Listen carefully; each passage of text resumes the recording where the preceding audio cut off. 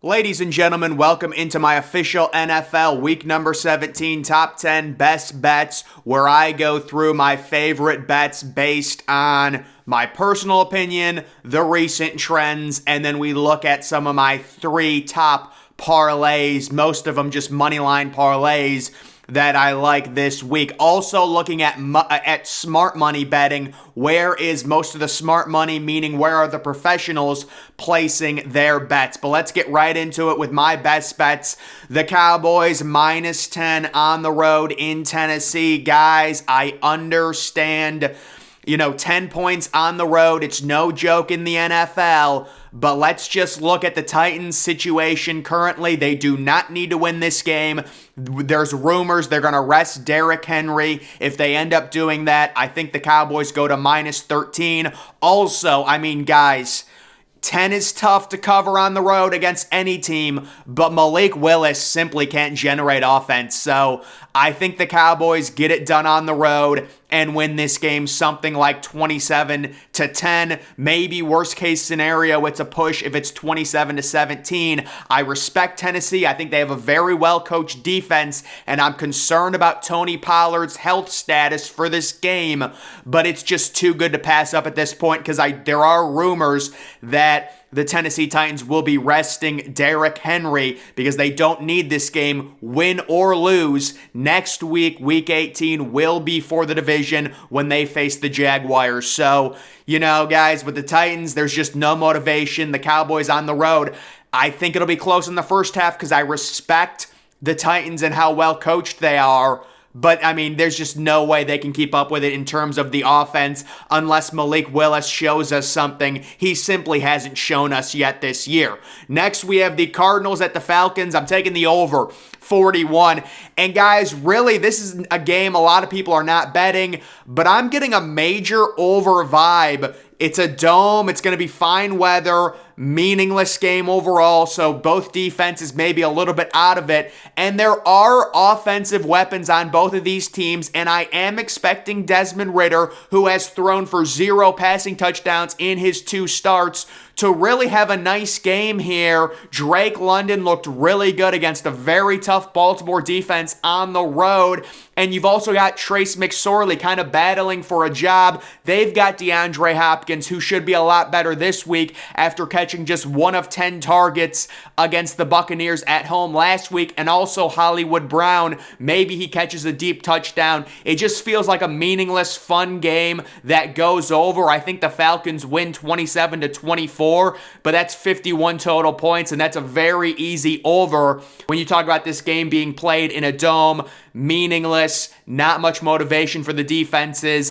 Next, we've got the Patriots -2.5 versus the Dolphins, and a little side quest, fun little thing to throw in there. I do also like the under 42 in this game. Guys, it's very simple. It's a Bill Belichick defense against a very likely backup quarterback. I think the NFL is going to demand that the Dolphins sit Tua Tagovailoa, even if he doesn't have a concussion, because they know it's a horrible look for the league. If Tua keeps getting head injuries, they're going to make the Dolphins sit him. The Dolphins are going to have to start probably, I think, Teddy Bridgewater, and it's a Bill Belichick defense late in the season. They completely shut down Cincinnati in the entire second half. Let's be honest, guys. This game's got 20-13 written all over it.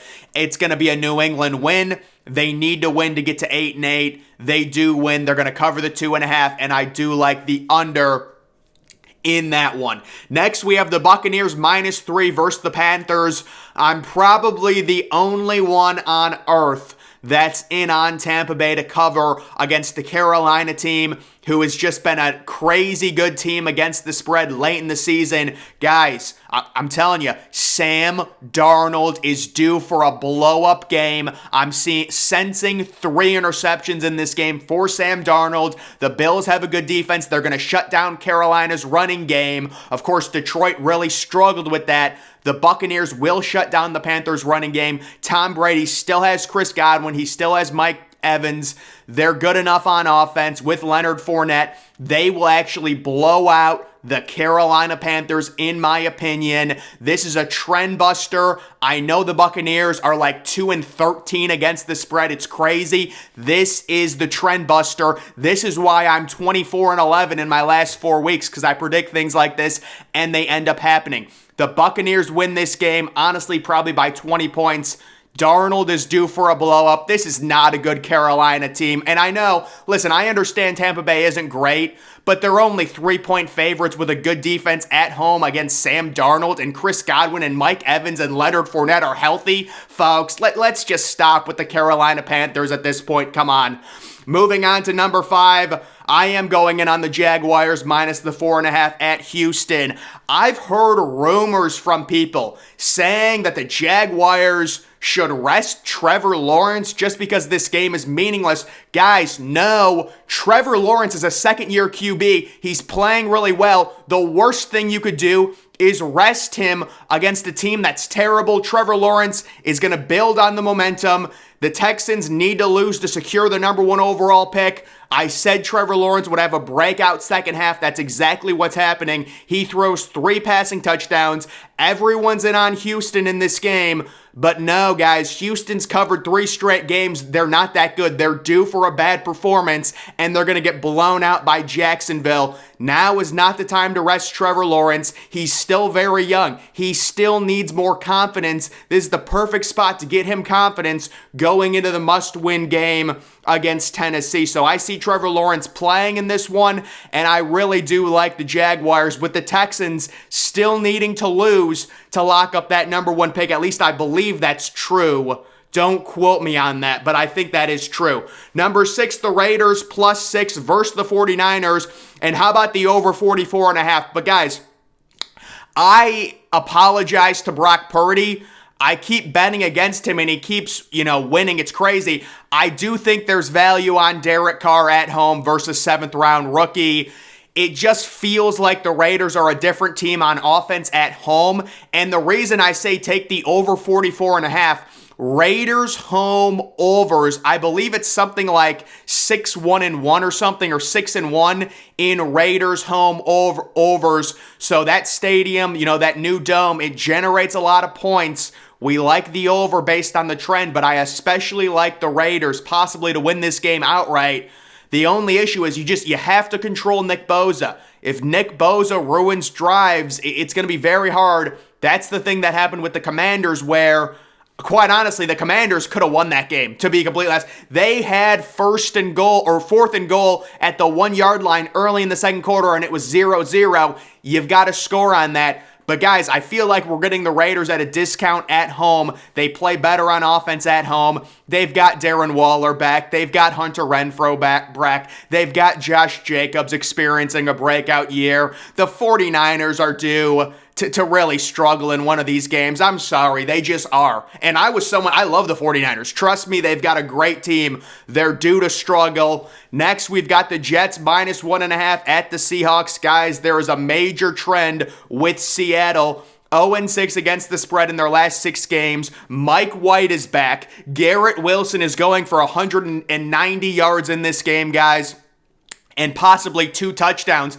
That's my prediction. The Jets are a lot better than what they showed on Thursday night in a rain game with Zachary Wilson starting. They're a lot better than that. The Jets cover. They win this game. The Seahawks have been terrible. Geno Smith, it's not good. They're probably getting Tyler Lockett back. I understand that, and I respect it. But listen, we've got to jump in on fading the Seahawks based on the recent trends. Take the Jets to win this game outright and cover the small spread. Next, we've got the battle for LA, the Rams plus the 6.5 at the Chargers. And how about the over 41? So guys, I tried warning people on Monday Night Football. Everyone was like, no, the Colts are the best value plus the 4. I said, listen, the Chargers actually cover road games. They were 6-2 against the spread on the road, but they can't cover home games. This is like a neutral site game, but it technically is a home game for the Chargers.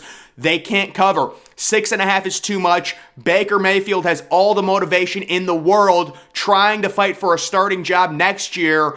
And really, guys, this is going to be a close game. I think the Chargers win, and I also think there's value on the over in this game. We saw the Chargers offense. Yes, they only scored 20 points against Indianapolis, but that's really because they didn't need to score.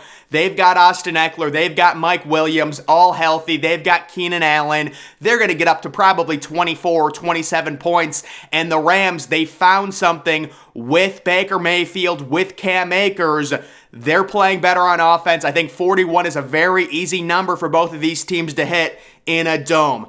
Next, we have the Steelers plus the 3 at the Ravens. So, guys, this game is contingent on Lamar Jackson not playing. Lamar Jackson, in my opinion, needs to be out for me to bet this. Of course, it is tough because, you know, if Lamar is ruled out, this line will probably go down to 1, so it becomes harder. But if you want to take a risk and you think the Ravens, in their current situation, would concede the AFC North to the Bengals and say, listen, we just want Lamar Jackson to be healthy for the playoffs, I think the Steelers plus 3 are great value. They've been playing great defense. The Ravens without Lamar on offense are just an eyesore to watch. And the Steelers as underdogs against the Ravens in Mike Tomlin's career have been amazing, especially on the road. They're like 10-2 against the spread as underdogs against Baltimore, so I could see the Steelers there. And then the Bills -1 at the Bengals. Guys, we can't overthink this.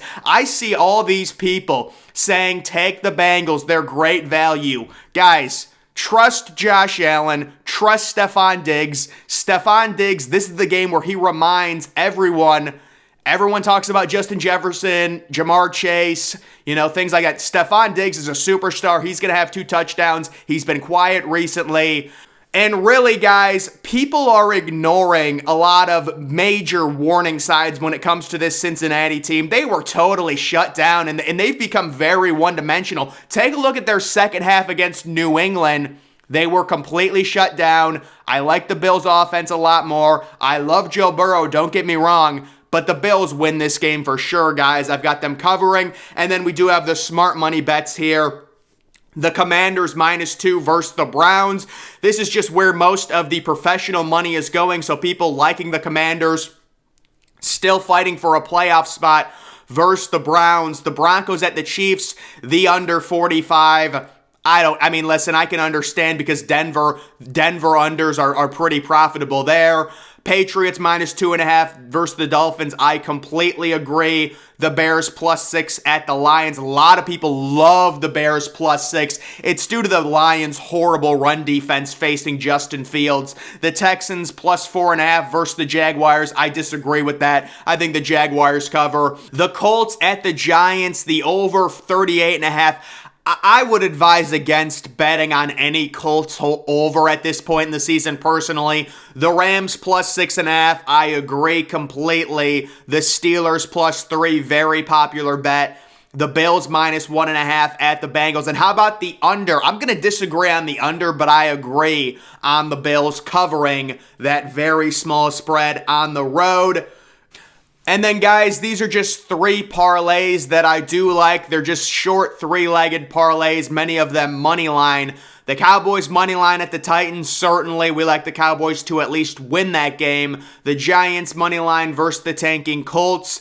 And then the Patriots money line versus a Dolphins team, very likely starting a backup quarterback, with the Patriots really needing this win to stay in the hunt. Next, we've got the Bucs money line versus the Panthers. I've talked about it. I just think the Bucs are better, and Sam Darnold's going to have a blow-up game. The Rams at the Chargers, there's value to me on the over 41 in that game. And then the Bills money line. This is the Monday night game on the road in Cincinnati. Moving to my third parlay, we've got the Browns at the Commanders. Guys, I wish I was kidding. I do think this game ends in a tie. This is just kind of funny, but honestly, I do think the game ends in a tie. It'll be interesting. The Raiders +6 versus the 49ers. Certainly, there's value on Vegas at home. And then the Steelers also +3 at the Ravens. That's another top bet there. So, guys, those are my top parlays. That's going to do it for this video. Make sure you're following me on Twitter. Link to that's always in the description.